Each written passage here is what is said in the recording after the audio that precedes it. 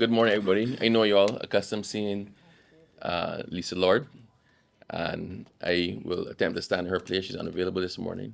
We have with us today Minister Lisa Cummings, who's the Minister of Energy and Business, Minister Kerry Simmons, who's the Minister of Foreign Affairs, and Minister Colin Jordan, who's the Minister of Labor.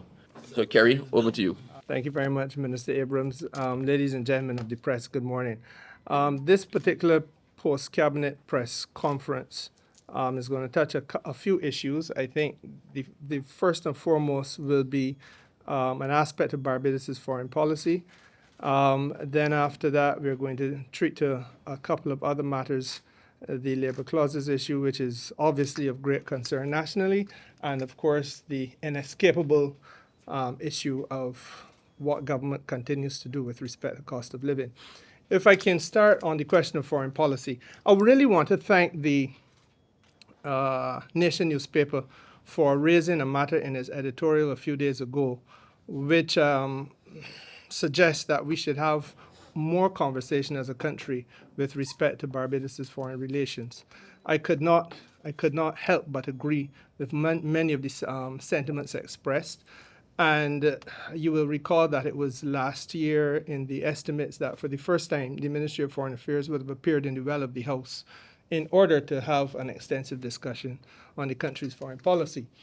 Cabinet would have, during the last two meetings, settled on what we call agrément, which is just the French word for agreement, to an offer or an indication coming from the government of Panama that they wish to deepen their relationship with Barbados still further, and that they have chosen Barbados as the place in the Eastern Caribbean where they will now wish to establish an embassy, so that we will have on-the-ground representation of the government of Panama here in the country. In same measure, the government of Mexico has also signaled to us and asked for Barbados' government to give agrément, and Cabinet has agreed to that as well, for them also to establish a mission here in Barbados. Now, I want to just cast your minds back a little bit, because there was a period of time when, rather than governments seeking to come here, as they are now doing, to establish missions and to deepen the representation on the ground in Barbados, and to use Barbados as a fulcrum through which they reach the Eastern Caribbean, the exact opposite was taking place. Barbados was the place from which people were leaving. And I think that what you have to recognize now is that there is a growing degree of confidence, and there's a growing degree of interest in doing business in Barbados and with Barbados. And that is something about which we as all Barbadians, I hope, would continue to be very proud. With respect to the specifics of both relationships, as you know, the government of Barbados, this particular government, set up a mission in Panama. We had at the back part of our minds that which we always knew but did nothing about for many, many years, and that is that we have a large percentage of the Barbadian diaspora located in Panama. Unfortunately, a lot of these people are now aging, but the reality is we have to build the relationships. There are many people who continue to have an interest in doing business with us and are doing so. There are those who wish to embrace us with respect to matters of cultural development, commercial trade, tourism, the link between ourselves and Panama, touristically speaking, and I myself am a former tourism minister. Minister Cummings is also a former tourism minister, and I think we can both say to you very candidly that the Copa Airlines flight has done tremendous work with respect to our being able to deepen that relationship and benefit from Panamanian tourism and cultural travel, recreational travel, and business travel.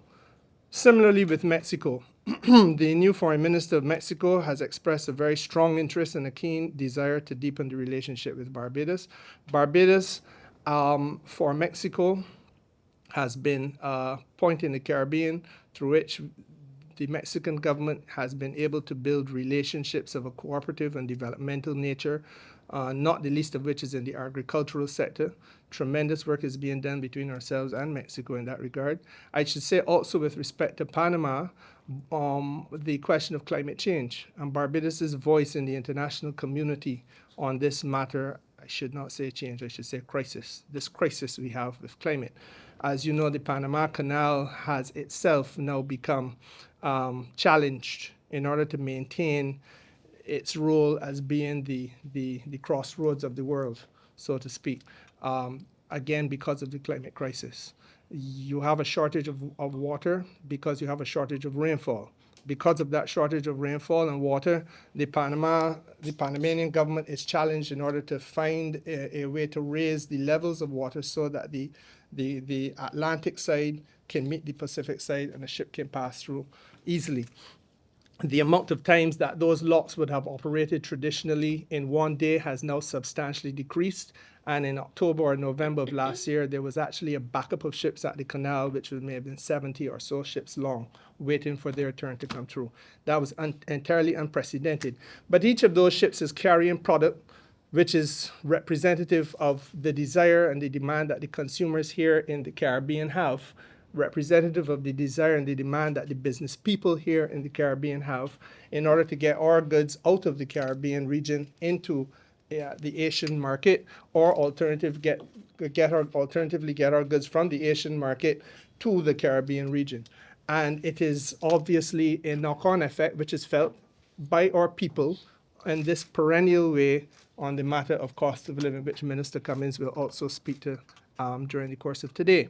So that the voice that our leader has, the voice that our government has, and the level of recognition for intellectual thought leadership on this matter of the fight against the changing climate is one of the reasons why both Mexico and Panama have signaled their interest in deepening the relationship with Barbados, because, quite frankly, we are in a very small way, and I say this very humbly, now position ourselves as being thought leaders to the world. And this is something, again, about which I hope the people of Barbados will recognize that there is a need to be supportive. So that covers basically the decisions of the cabinet with respect to the foreign policy initiatives to have these two missions located here. There is a third, and that has been signaled to me by the government of Colombia. They too have expressed their interest. They already have a mission in Trinidad and Tobago. So the real issue now that we have to settle is, will they have an entirely new mission headed by an ambassador here, or will this be a split, so to speak, of the representation? Of course, that is a political and economic consideration for the government of Colombia. Once they have settled that, then we will know the extent to which the representation here will either match that in Trinidad or be shared with Trinidad. But the reality is that, yet again, it is an expression of interest and confidence by another Latin American country for deepening the relationship with Barbados. I am not going to go into our relationship with the Middle East at this point, because there are a few things that I want to say to the country, but today is not the day for that. But I will have, at a more dedicated opportunity, a chance to speak with you all about Barbados' relationship with the Middle East. Minister Abrams, I don't think there's anything else I could usefully add on these matters. Good morning, Minister Simmons. Hi, Sharika Griffith from CBC. If you could say, what would you say would be the benefits to the average Barbadian of these two new missions? Oh, most certainly. I think the first thing is trade, products. I want us to understand that we have, through the years, bought in heavily to the ideal, and perhaps just the idea, that if it doesn't come from the North Atlantic, it isn't good. It is not a good idea, and it's certainly not the ideal way of looking at things. I think that what we have been able to do is to build up trade relationships with CARICOM, first of all, and I think by now we can be satisfied that we get a lot of good quality commodities from the CARICOM community. They are cheaper in many regards, as in less expensive. They are less expensive in many ways than those similar commodities or products which we will source from outside of CARICOM. As a further extension, the same principle is applying to, let us say, Latin America. And because of the fact that you are having less freight time, because of the fact that you probably have a less expensive form of production, et cetera, the access to these commodities and the quality of the commodities is also very good. And so therefore, when we are faced, as we now are, with the ongoing challenge of the cost of living, it is sometimes useful to find new ways of getting new products onto the shelves of Barbadian people and Barbadian supermarkets, etc. And it is also important for our people to have the power of choice so that you can get a product of similar or equal quality, and in some cases maybe even better quality than that which you have obtained from the North Atlantic, but at greater prices. It is part of the need for our country to look at the way in which we spend and what we spend on and how we go about budgeting.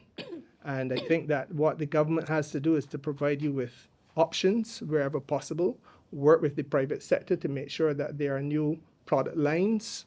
And that is basically where I think the deepened relationship with Latin America is going to become very, very useful for Barbados. Just to share with you, cast your mind back about what you already know. Venezuela, for example, in September last year, would have signaled to us that they wanted to open their market for our investment in agricultural product. We signaled to Venezuela what we need to grow.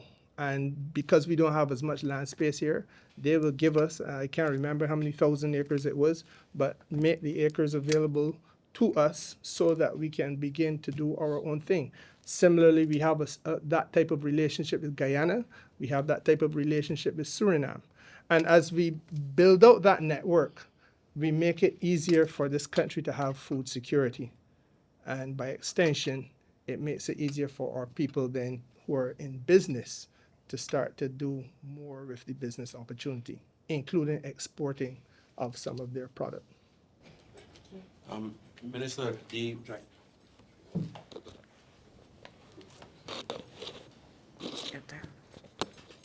apart from the new foreign policy initiatives that you would have mentioned this morning, there were others that you would have mentioned in the past. For example, you just touched on it on the bilateral agreement with Venezuela on the use of land. Could you give me an idea as to, because the whole idea is for these things to actually materialize. Could you give me an idea as to the kind of take up that we are seeing, or I mean, what's the stage of of advancement with some of these initiatives that would have been announced maybe since last year before? No, not year before. Don't do that to me. It was done in September or October of last year. And in the succeeding 4 or 5 months, I know for sure that a part of it touched the Ministry of Energy and the willingness of the Venezuelan government to collaborate with us on energy.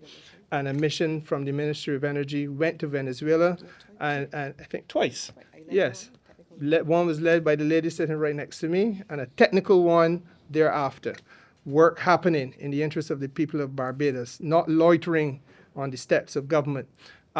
Similarly with agriculture, a technical mission went down to Venezuela, I think on 2 occasions as well, one led by the Minister of Agriculture, then another of the technical people, looking at the land that was allocated for purposes of suitability for certain crops, connectivity by road so that you can move those crops, and then also looking at the sanitary and phytosanitary regulations, technical language, but simply meaning making sure that the quality and safety of the food that you are growing is such that you can move it from one country to another without having to worry about pests and other types of agriculture-related diseases.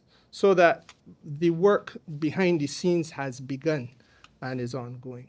And it has been done within the last 4 months. All right. I stand corrected, sir. Morning, everybody.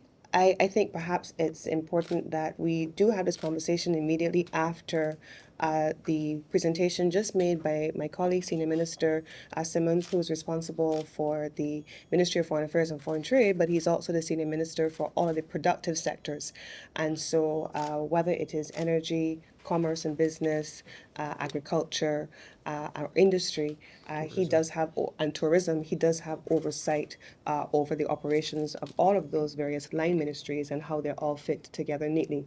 So let me start by positioning that, my comments by within that context. So Senior Minister was just asked a question specifically of around how the establishment of new diplomatic missions here in Barbados and how do those things benefit the average Barbadian. What I can tell you is that from the Ministry of Commerce's perspective, we have been doing an analysis of prices. We have been looking at specific products. We have been analyzing the basket of goods that are of interest to Barbadians and tracking the prices. What we have undertaken to do on a monthly basis and on a bi-weekly basis is to look at what those trends are. Are they going up? Are they remaining level, or are they coming down? What I can say to you is that even in the face of what we have seen is increasing freight rates, we've seen, for example, out of the Middle East, specifically using the Red Sea, we've heard about the challenges in the Red Sea. We've seen a 248% increase in shipping prices from that region. In the United States, we saw a massive increase in shipping during the course of the COVID period. While those prices are coming down, they remain above 2019, 2020 levels. What that has meant is that the products that we are importing into Barbados from the markets that we are familiar with remain challenged in terms of price volatility. The opportunity, therefore, for Barbados to partner with the Ministry of Foreign Affairs and Foreign Trade in the establishment of overseas missions means that it looks at helping us diversify our source markets for products that are of interest to Barbadians. So, for example, I can say to you that if I were to take a minute, and I'm going to just do that now for your benefit, to go through the prices, we can see, for example, that during the period that we reviewed prices, items like sliced ham, peanut butter, corn flakes, apples, oranges, those prices were below the compact prices that would have been negotiated at the time by my predecessor, who would have been Senior Minister Simmons. And those prices continue to trend below what the compact prices were. In every product, what we have seen is that the prices negotiated during the compact, those prices across the retail sector have held, which is a clear indication that the government's intervention by working with the private sector to cap markups at a given level across various products in the basket of goods, the 47 items that are being monitored, those prices have held.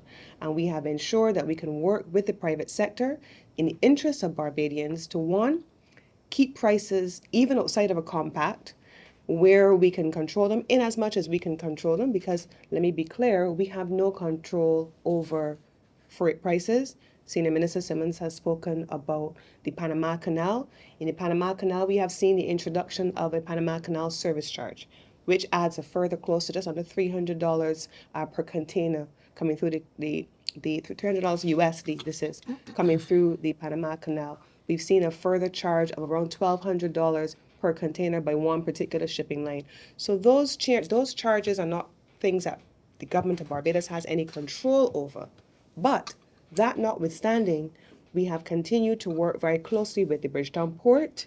As you've seen the reduction in the container charges. We've seen them reducing it by 10% and then by a further 7.5% now, which is the level that it is at.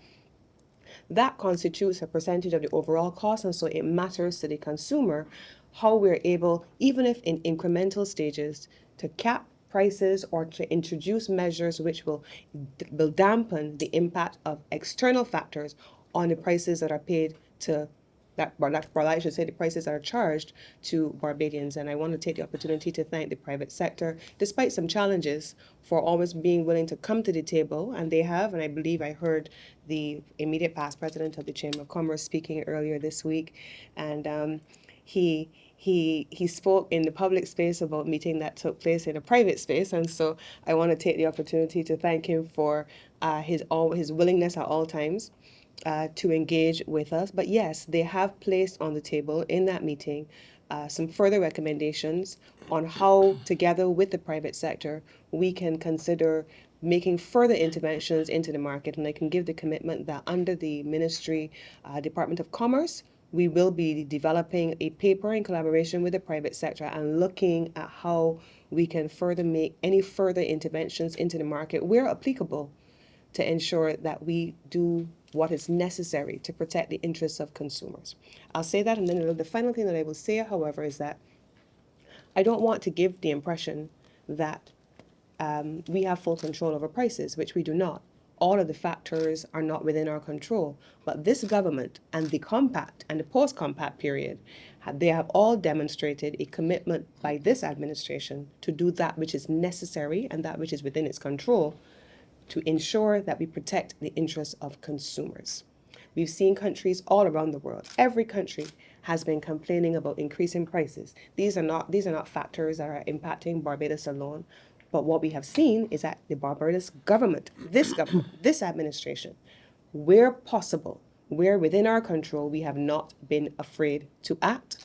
We have not hesitated to intervene, and even at the expense in some instances of government revenue, we have ensured that we have intervened in the interest of consumers at all times. And I want that message to be made clear. I don't know if Senior Minister Simmons wants to add anything from his perspective. No, well, only to say to you that I think there's a little bit of need to be very specific about that compact and the relationship to prices now. When that compact was negotiated, July 2022. July 2022. So we are now into February 2024. We intervened, government intervened by bringing the private sector to the table. And just to refresh your memory, we asked them to hold their markups in place. There were some people having a markup of 20 and 25% on some of the products. And we said that is unreasonable. And we asked you to hold the markup in place in the interest of the wider consumer public of Barbados. The next thing then that we did was to identify a basket of goods, 47 items, which the supermarket operators and owners indicated were the highest quantity of purchases, yes, volume, so that by way of looking at the volume, we knew what people were seeking. And we recognized that, look, many of those things are in fact essential items. You have your proteins, which were the chicken and the beef and so on and so forth. You had your fruits and vegetables, and then you had some of the other essentials, which were very basics. And I believe that they may have included things like deodorants and so on and so forth, sanitary products, etc.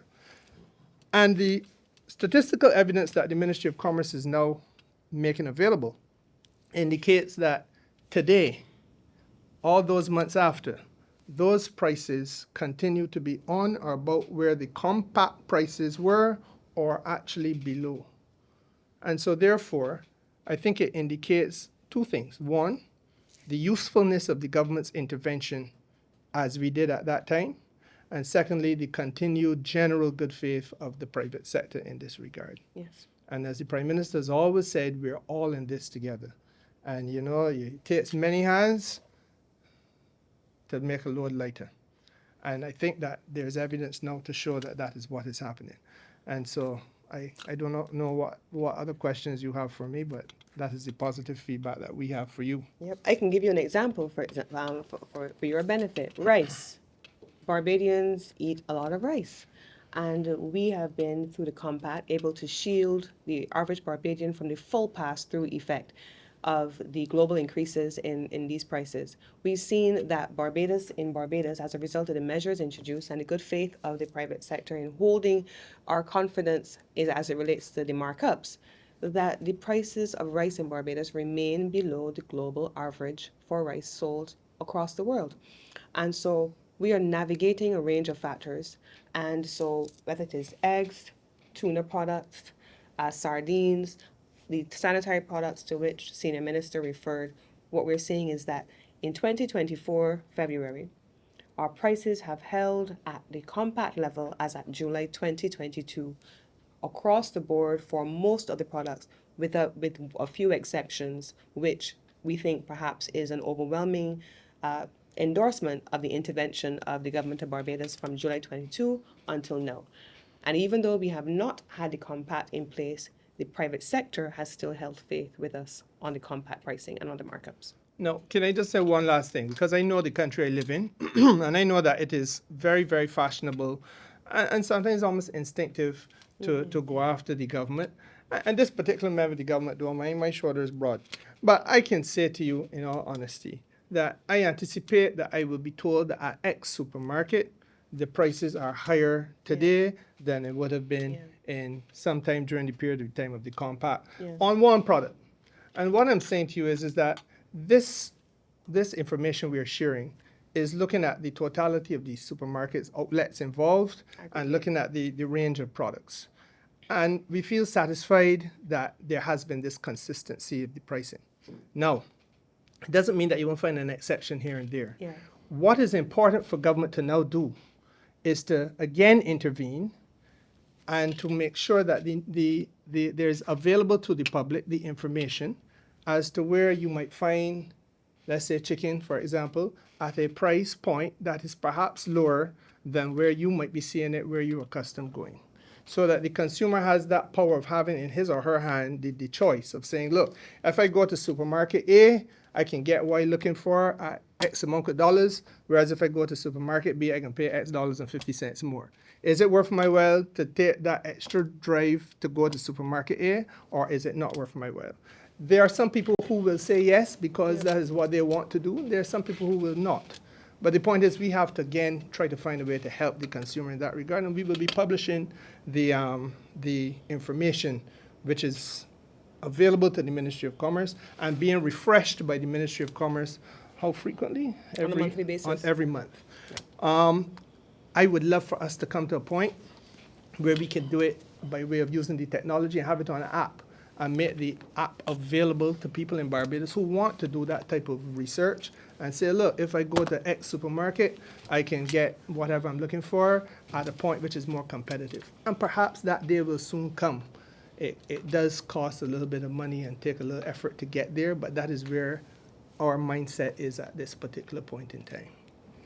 What I would also, though, just want to place in context, one of the things that we began to consider in the updating of the analysis, because if you recall, the initial prices analysis only looked at prices on products in a basket of goods during the compact and across the country.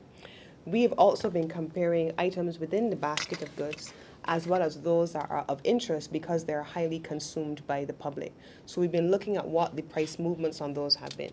What we as the ministry with responsibility not just for consumer affairs but also for business intend to do is to work with the private sector to look at our procurement methods, to look at our logistical arrangements, but also to look at the markets from which we procure goods. There are some companies in the private sector, for example, who will import 30, 40, 20 containers a week, and so they're buying in bulk.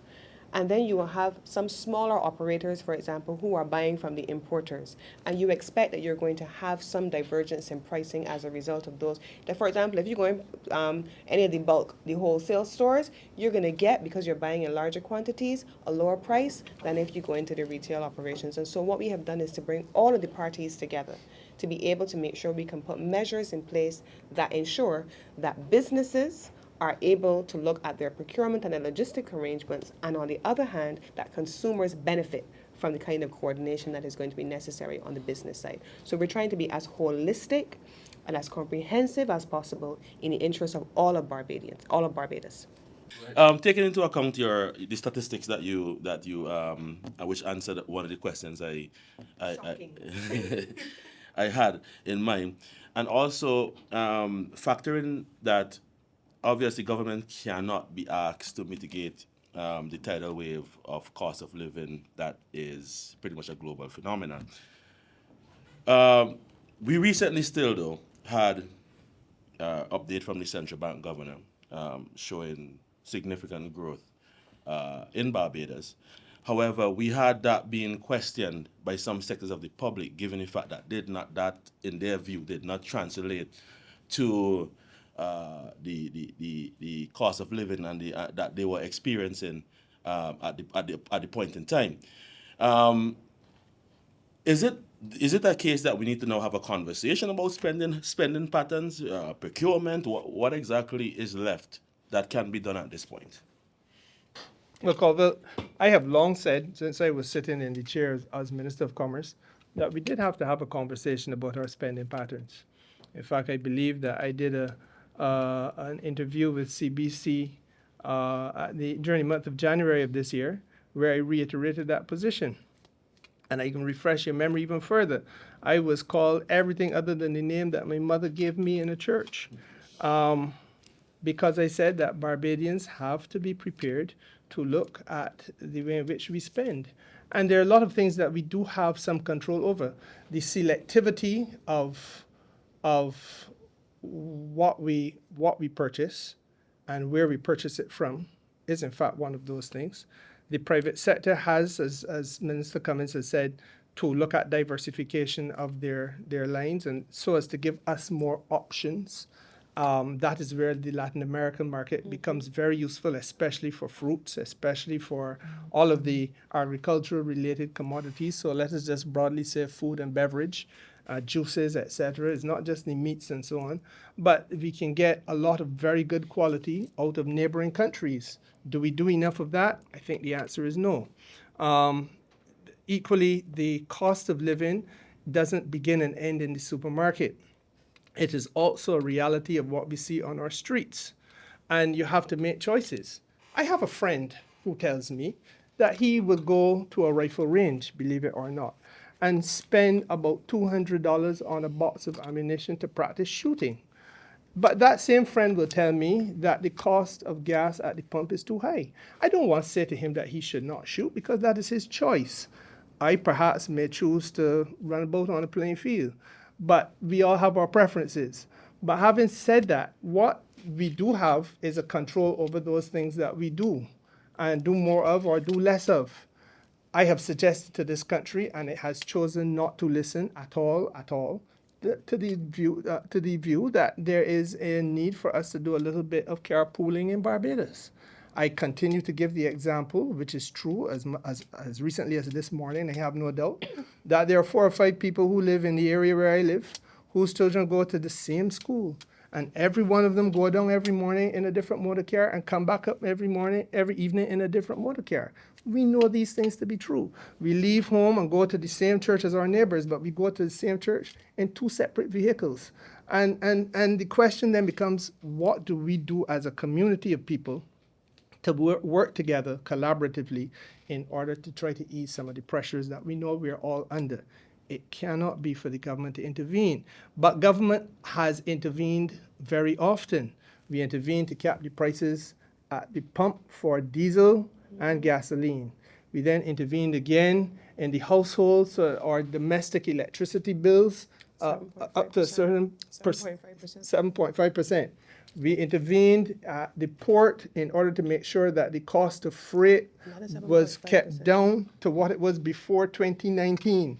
The interventions go on and on, but government cannot possibly, as Minister Cummins said, it comes to a point where you do this at a point where you forego governmental revenue, and the same governmental revenue is necessary to sustain some of those things that are fundamental to our way of life, our education, the health care, the maintenance and repair of our roads, a lot of which we are seeing happening now, and on and on. So that there is a role for the whole society to play in this matter of cost of living.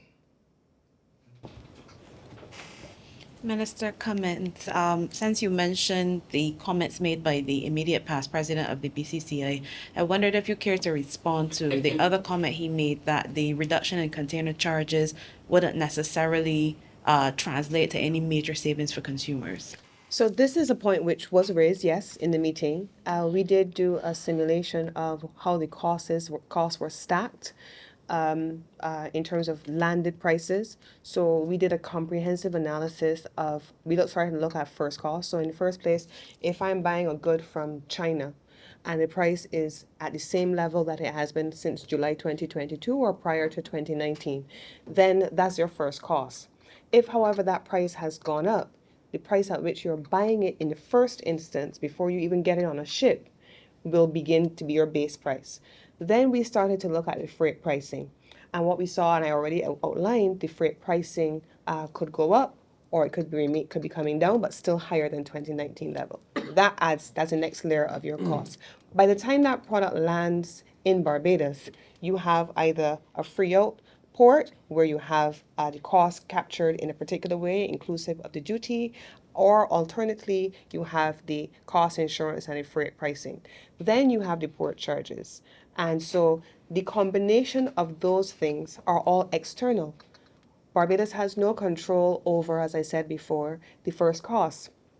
We have no control over the freight costs. We also have no control over what is charged when the product is landed by the shipping lines. But we do have control over the prices that are charged by the port, which is owned by the government of Barbados. We do have control in terms of engaging with the private sector and agreeing on a willingness to cap the markups. So it has been on that basis that where we have had the control, we have intervened. And that 10% versus down to 7.5%, we have taken the loss. Now let us put this in context. The Bridgetown port will say to you that it means that that is a reduction. And Senior Minister Simmons is speaking about government being willing to forego revenue that will then have implications for the things that are important to us as Barbadians, right? We want to be able to drive on roads that don't take out our shocks, but we need to have the money to do that. We want to be able to have access to education, and this government is the one that reintroduced tertiary level access to education at the University of West Indies. We want to be able to pay for that. We want to be able to pay to go into a healthcare institution and have the response times and have access to the procedures that we require. Those are the things that government revenues go towards. We want to make sure that we support employment. We want to make sure we have access to that. Equally, in the Bridgetown port, we want to make sure that we have access to facilities for employees, for workers, and we also want to make sure that the 90% of goods that are imported into this country are able to pass through having access to infrastructure. So us as a government making the determination to reduce port charges means that the port itself as a commercial state-owned enterprise is also foregoing revenue that is going to be important for them to invest in straddle carriers, to invest in cranes, to invest in the expansion of the cargo berth to allow for more cargo ships to come into the country. So those are the sacrifices that a government inclusive of entities at the Bridgetown port has made, and we are committed to continuing to make those interventions. Good morning, everybody. There's been in the public space in the last few days some discussion on the labor clauses concessions bill, which is now before Parliament, which we laid on Tuesday. It is, I have mixed emotions in speaking to you about this matter. And those mixed emotions come from the fact that a labor clauses bill is really a bill that seeks to protect workers and to say to employers, there must be a level below which you should not go in order to earn your profits. Some basic level. Now, labor clauses and the idea behind labor clauses is not new either to the world or to Barbados. In 1949, before any of us in here were born, the International Labour Organization at its annual conference adopted a convention, Convention 94, on labor clauses in public contracts. That was in 1949. A previous iteration of government thought it, back then in the early 1950s, necessary to enshrine that in national law. And so in 1952, the Labor Clauses Public Contracts Act was passed. Now, there are some who suggest, or who seem to suggest, that the idea of labor clauses is new. The idea of labor clauses in our national law goes back to 1952, over 70 years ago. And so the philosophy behind that speaks to businesses that employ people that benefit from government expenditure. In other words, taxpayers' money. The understanding is, and we hold firmly as a Labour Party, as the original Labour Party in this country, we hold firmly to the view, a view espoused by our founder, the late Right Excellent Grantley Herbert Adams, who also founded a trade union. So that is how deep our respect for the whole matter of workers' rights goes. We hold to the view that if a business that employs people is benefiting from taxpayers' money, then their profits, and even before we get to profits, their revenue cannot be at the expense of their employees. It cannot be at the expense of those who work for them. So we've had the public contracts, the Labor Clauses Public Contracts Act in place since 1952. That legislation is what we call framework legislation. Framework from the perspective that it does not bind anybody to do anything, but it allows the chief labor officer, in consultation with employer representatives, in consultation with worker representatives, to set rates of pay, to set conditions of work below which any business or any entity that is benefiting from taxpayers' dollars with respect to contracts should not go. So it essentially sets a floor for the workers of this country. And it sets that floor in the context of the fact that those same workers, it is their taxpayers' dollars. They may not be paying income tax, but they buy things in today's world that attract VAT. Those workers whose taxpayers' dollars are being used to the benefit of the employers, the businesses, should be treated at a level that does not go below some minimum, some set minimum. That minimum is established through consultation between the Office of the Chief Labor Officer, representatives of employers, businesses, and representatives of workers. In 1949, that convention was adopted by the International Labour Conference. But the International Labour Conference also adopted a resolution, Resolution 84, which also speaks to labor clauses. But that resolution foresaw that benefit from public expenditure will go beyond public contracts. And so that resolution includes subsidies and utilities. It understood that the benefit is not just when government is procuring something. It is not just government saying, I want you to build a building. I want you to build a road.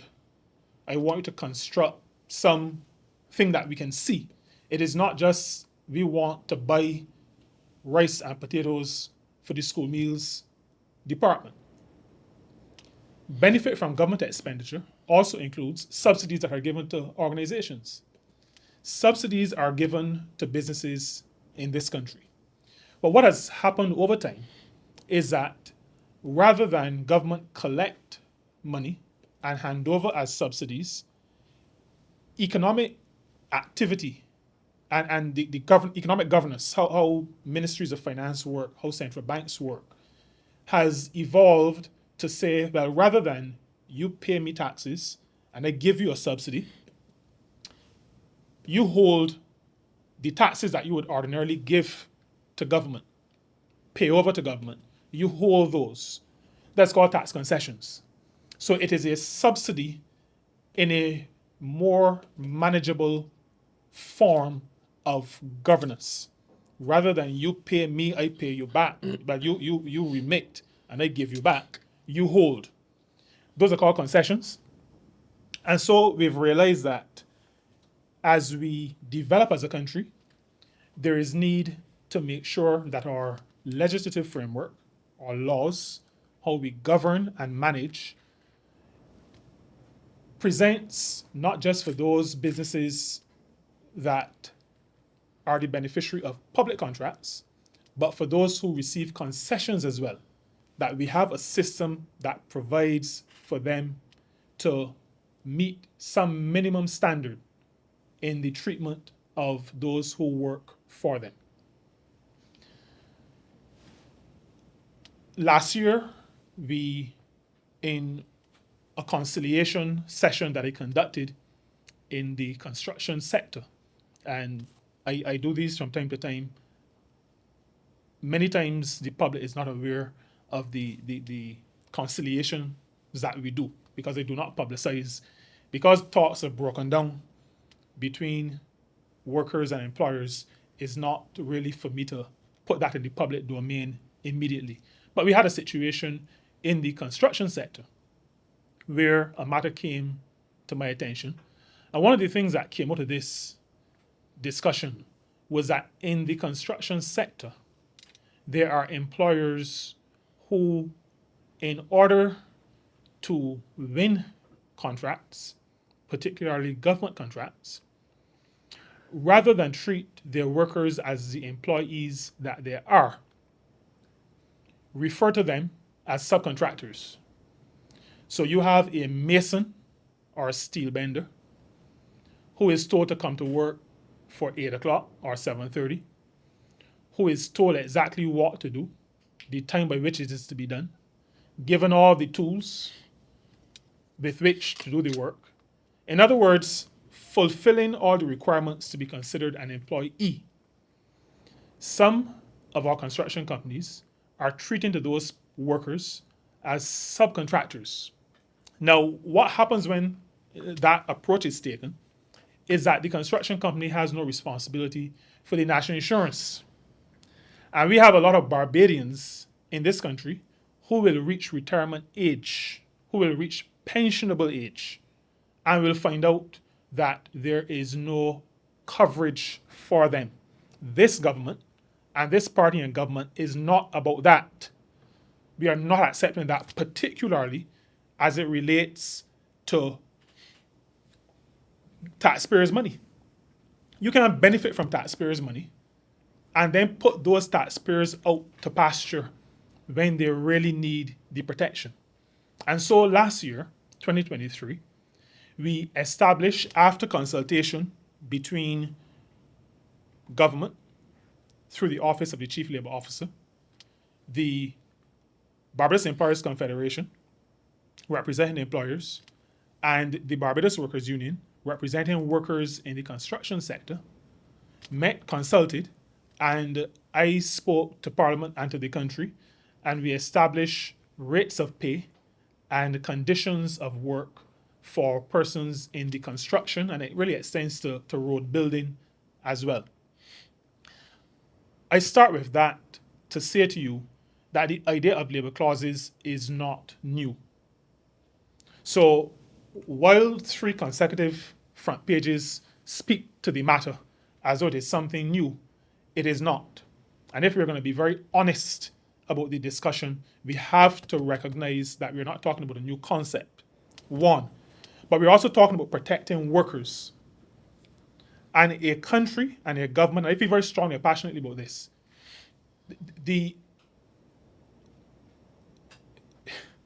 a country, if it is to be considered a good country or a good government, has to be one that protects those who are vulnerable.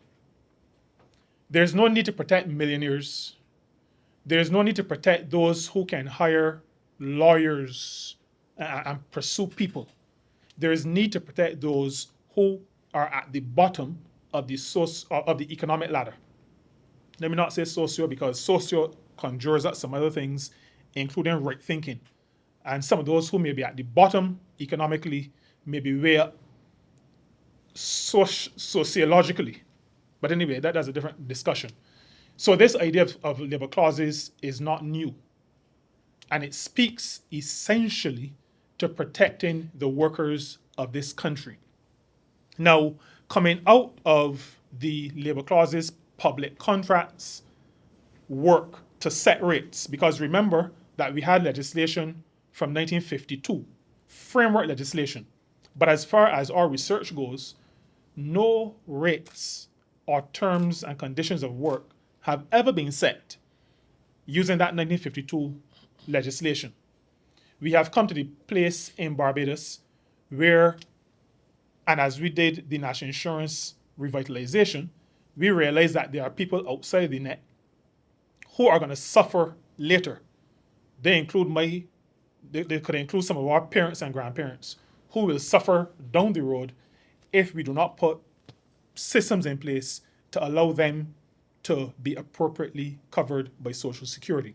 And so, since that was happening in the construction sector, we established rates, minimum rates, and we established conditions of work that had to be adhered to if a construction company is going to benefit from taxpayers' money. We started discussions in September last year with the tourism sector, with the Barbados Hotel and Tourism Association, and with the Barbados Workers Union, because we sensed that there were some issues in the sector. In the course of the discussions, we recognized that there was also a need, not just in relation to tourism, but there was a need to make sure we had framework legislation in place that went beyond the matter of public contracts, that included persons who benefited from taxpayers' money foregone. That same money that is needed to fix roads in St. Peter, that same money is foregone to allow businesses to be more competitive. That, like public contracts, cannot be at the expense of the workers. And we are of the view that there must be a minimum standard of pay, a minimum standard of a minimum set of conditions that must be met if businesses are to benefit from taxpayers' dollars foregone, subsidies, concessions. And so we raised that matter in the discussion with the tourism sector, and we shared with them that that was a direction that we were going in to establish this framework legislation. We consulted, because it is framework legislation, it is not sector-specific legislation, it is framework legislation. You then set rates based on sectors, but the legislation is framework legislation. We consulted with the Barbados Employers Confederation. They consulted more broadly. I got the impression that they consulted both domestically, broadly, but also regionally, is the information that I have. We also consulted with the Barbados Workers Union, and we prepared a draft bill. That bill was approved by Cabinet, and we were able to lay the bill in Parliament on Tuesday of this week. And that bill is the Labour Clauses Concessions Bill. That bill seeks to do precisely what the Labour Clauses Public Contracts Act does. The only difference is that the interaction between government and the entity has to do with concessions or benefits that are similar to concessions and subsidies, as opposed to contracts for procurement of goods or services. But it is precisely the same. I should say to you that in the setting of rates, like with the Public Contracts Act, there is to be consultation. Once there are no already established rates and conditions of work, there is to be consultation that is embedded in the Act. Those consultations are to be with employers and workers' representatives. So when we're going to set rates, there has to be that consultation. If there is disagreement in terms of what rates and conditions are to be set, this bill actually goes further than the Public Contracts Act at that point to say if there's a dispute, then we can refer that to the Employment Rights Tribunal. in relation to rates or conditions. So there's that precaution there, that appeal system. If there is, when we get now to the point of the revoking or the suspending of any concessions, because that will only happen obviously with reporting, with investigation, with discussion. Revoking concession is not something that any government will do in any willy-nilly manner. But that said, if after all attempts to have compliance with these minimum standards fail, then the minister responsible for the concession, and just let's remember that concessions are discretionary, most concessions are discretionary. In other words, you don't open a business and have a right to a concession. A concession is granted by government through some piece of legislation, and there is a minister responsible. If there's a dispute over the suspension or revocation of a concession, then there is provision in the bill for an appeal, since this relates now to government revenue, to the Barbados Revenue Authority Appeal Tribunal. So there is that provision for appeal if an entity believes that it is unfairly treated with respect to the suspension or revocation of a concession. There is always the Administrative Justice Act, where any business, any person in the country can, that has a mechanism that can be used if you feel that you've been unfairly treated. But I want to maybe just end there and reiterate that this is not new ground philosophically. It is new only insofar as to the point where we are now including in the framework legislation businesses that receive concessions from government, because government forgoes millions of dollars in tax revenue every year. It is now comparable to government procurement. Now, this was not the case in 1952. In 1952, it was procurement. We are now at the point where concessions, the revenue foregone is significant in terms of the tens of millions of dollars, taxpayers' dollars, that maybe could be used to do other things. Foregone. So we have to make sure that the workers in this country are protected. Businesses have the right to make money. And we are all about businesses making money. We want businesses to be profitable. Government cannot employ everybody. It is the private sector that does a lot of employing. And we want private sector organizations and third sector organizations to be profitable. We want them to expand. We want them to increase the number of people they employ. All we are asking is that profitability, that expansion, that growth is not at the expense of workers. We have said for a number of years now since we were in office, we share the burdens, we also need to share the bounty. But the framework legislation does not call for a sharing of any bounty. It doesn't call, for example, that it's never going to say that some kind of incentives need to be paid to workers, that bonuses need to be paid. It doesn't go that far. If you look back to what we did for public contracts, we're just saying that rates of pay need to be fair.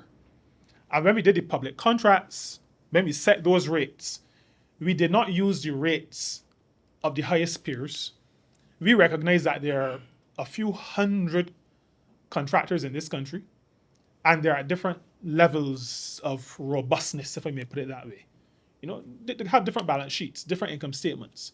And so the rates that we set, the rates of pay, were not some upper level. We set something that we believe all businesses in the sector could afford. And that is our position. As a government, we have been fair. We'll continue to be fair. And we are interested as a Labour Party in protecting the ordinary workers of this country. And as long as we're the government, as long as we lead in this country, we will put a premium on protecting the workers of this country. Not at the expense of the country, not at the expense of businesses, but they have to be treated fairly. And that is our commitment to this country and to the people of Barbados. Okay, thank you. Any questions? Anybody else? Go ahead, Colvin. Minister, you mentioned, well, you gave us a genesis of how the legislation came to bear. Starting from the germination with the construction sector and moving on with the It didn't start with dispute. construction. It started in 1952. I know, but I'm talking about in recent this Okay. recent iteration of it, basically, and also the discussions you had with the BHTA, the BEC, and the Barbados Workers Union. However, there are some who believe that consultation should have gone much wider for a bill of this magnitude. At least it should have been discussed at the level of the social partnership. What would you, I mean, does that point have any merit? Should it have been discussed much wider before bringing this to Parliament? The bill, Colville, does not break any new ground. This is a philosophy upon which the country has been operating since 1952. We have not broken any new ground. The recommendation, I think I said resolution earlier. The recommendation, when I said number 84, so that was a misspeak. There are conventions and there are recommendations. Recommendation 84 is from back then. So we're not, when I say back then, I mean the time period, but I'm also referring to the fact that subsidies was spoken about back in the late 1940s, early 1950s. So we have not broken any new ground. The consultation beyond what we have done with the Barbados Private Sector Association and the Barbados Workers Union will take place when we have to go to a particular sector. Then the sector representatives will need to be at the table. But we have consulted with the Barbados Employers Confederation, a subset of the BPSA, and they consulted with the BPSA, their parent organization. So, the social partnership, we had consultation with the arms of the social partnership. It was not done in a social partnership meeting, but the consultation was done. And out of that consultation, it was essentially to speak to something that is already in our philosophical groundings. But we did consult. We did consult. As a matter of fact, up to Monday, it was Monday?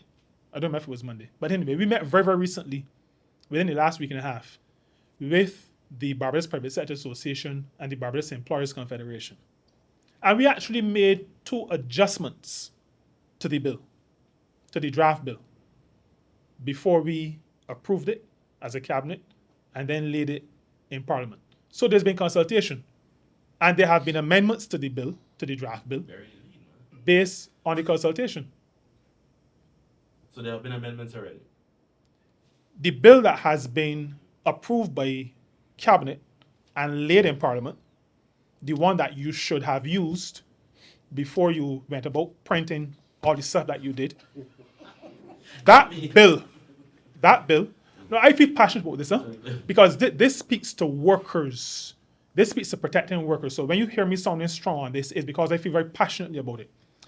That bill has benefited from consultation. This government doesn't talk to partners and then ignore what the partners say. We have never practiced that. We made amendments even before the last meeting, where we made 2 additional amendments. We had made amendments before, based on our interaction and dialogue, which I chaired with the BEC. I chaired that meeting with the BEC. We made amendments based on that discussion. Amendments to the draft. To the draft, made based on that discussion. we made amendments based on input from the Barbados Workers Union. We made further amendments when we met again with the BEC and the Barbados Private Sector Association. And so we have the bill that is now before Parliament has benefited from consultation. So it is safe. Is it safe to say that having had those discussions as recently as Monday, that some of the amendments that have been made and suggested, did you get the sense that there is some appeasement from the private sector as to the concerns some of their fears have been allayed? Colville, I don't even know how to answer that anymore, because what I am seeing in the press, I'm not sure exactly what it's based on. And that's the reason why I made the quip that the bill that should have been discussed in people's meetings was the bill that we laid in Parliament. I'm not sure how you could publish a whole lot of stories about a draft that we asked for comment on when there was a bill laid in Parliament. The bill was laid on Tuesday, right? The first front page was on Wednesday. We laid a bill on Tuesday before you went to press. Now, the fears, from what I get from the media, seem to have been based on a draft that we sent out for comment. Now, we do our, because that's what you have to do. You ask for comment. You don't send out a perfect bill. Even though perfection is in the realm of the divine, if we had a perfect bill, we wouldn't send it out. There'd be no need to. I mean, this is just common sense. If it is perfect, you don't need to ask anybody any questions. You send a bill out because you have done a draft and you want to know how people feel about it. Now, we do our discussion, our consultations with people. We don't do it through the press. So I did not go to the press to say, well, there is this issue and we need the employers to comment on it, or there's this issue and we need the workers to comment on it. We don't do our business like that. We see ourselves as the servants of the people to do a professional job. So we're not discussing the bill. We're not consulting with our partners in the public domain. Now, with respect to allaying the fears, I was not in the meeting. I have not had a brief on what took place in the meeting, and I'm not sure that I'm equipped to tell you that the fears expressed at the meeting that I believe you're referring to, I don't know what those fears are. What I can tell you is that with respect to the bill itself, it is a framework piece of legislation. It does not set any rates. It does not set, well, it sets some conditions. But the conditions that it sets, and this is really one of the amazing things, you will read the bill. I'm sure you will.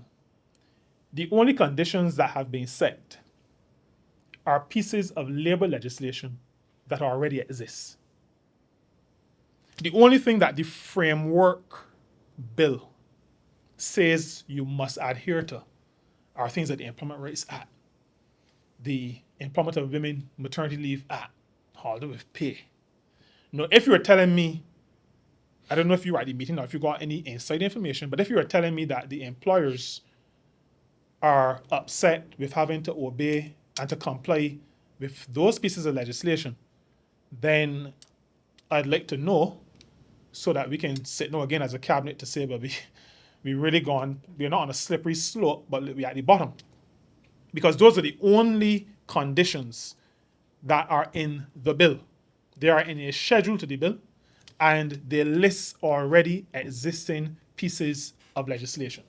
So I don't know what the fears are. I've already told you about the provisions for appeal, and we believe that we have covered all the bases where those are concerned.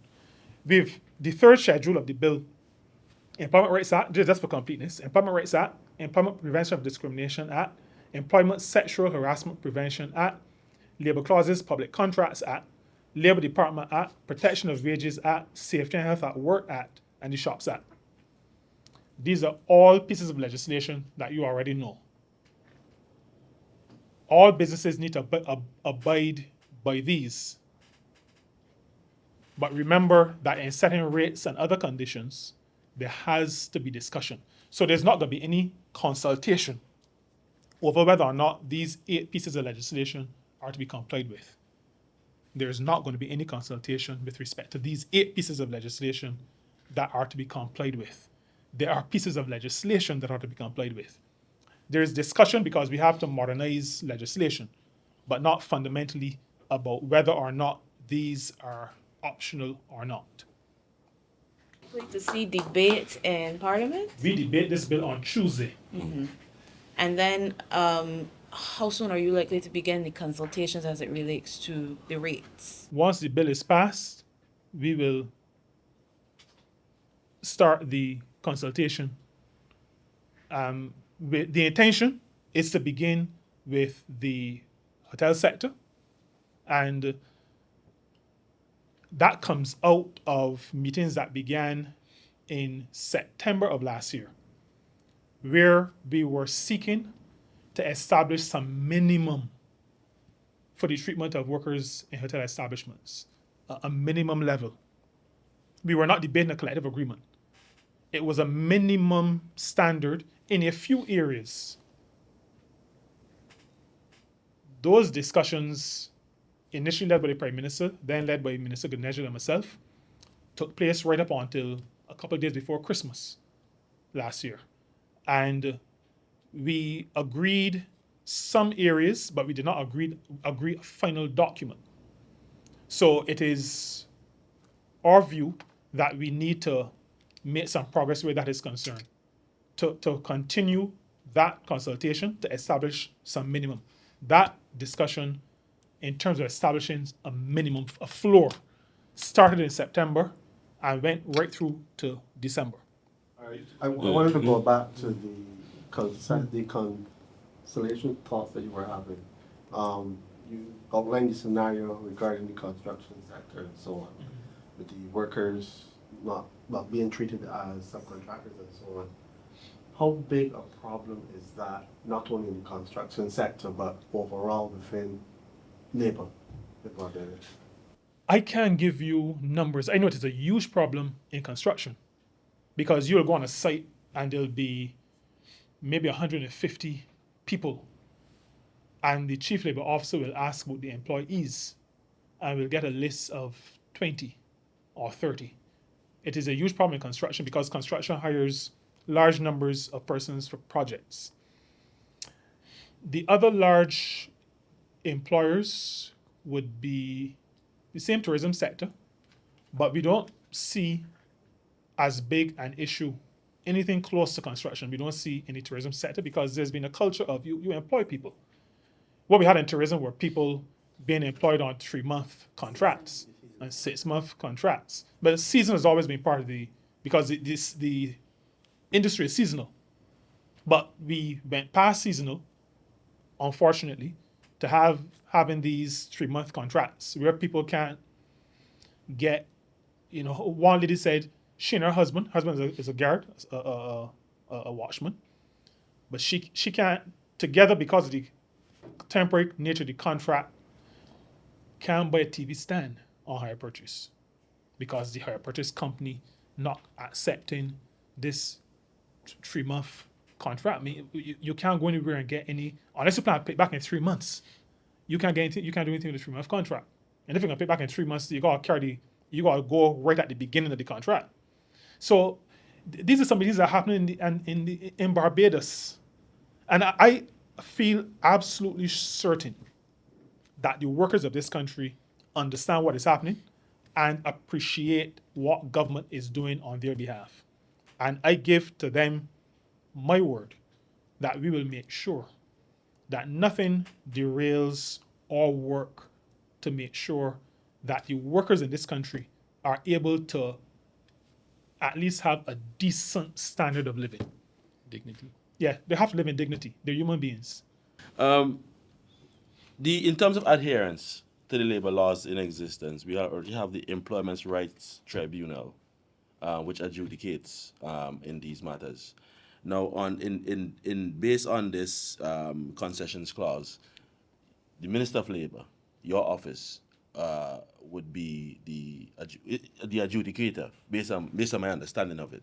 The Employment Rights Tribunal, you need to separate them because there's no political interference. So when you say the ministry, my office, if you say that, generally speaking, people assume a certain level of authority for the minister, right? This is a tribunal which has representation from government, employers, and workers.